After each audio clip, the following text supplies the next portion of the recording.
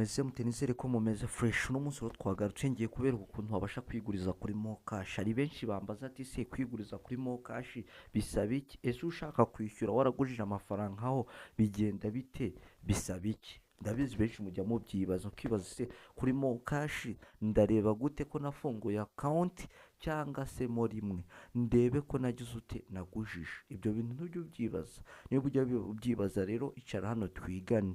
Cyo ngusaba niba ari ubwa mbere ugeze kuri ino channel yacu ya YouTube ndagira ngo usaba kandi subscribe asike tujye tubana gatanu gatanu. Wakibaza ngo rero biragenda bite?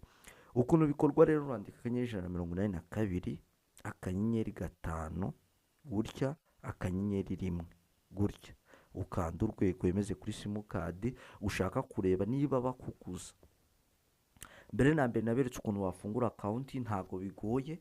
Iyo ukanze gutyo ukabona ntibije bimeze bitya uhita ukanda rimwe bagahita bakubwira ko ufunguye account.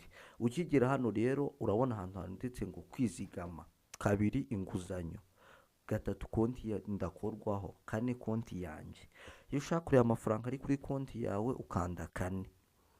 Iyo ushaka kureba inguzanyo rero twe turikandira 2. Noneho uhita ugakanda hano handitse rimwe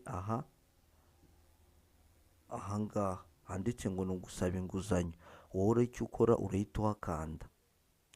Hano rero uhita ushyiramo umubare w'amafaranga ukeneye. N'urugero niba ari 2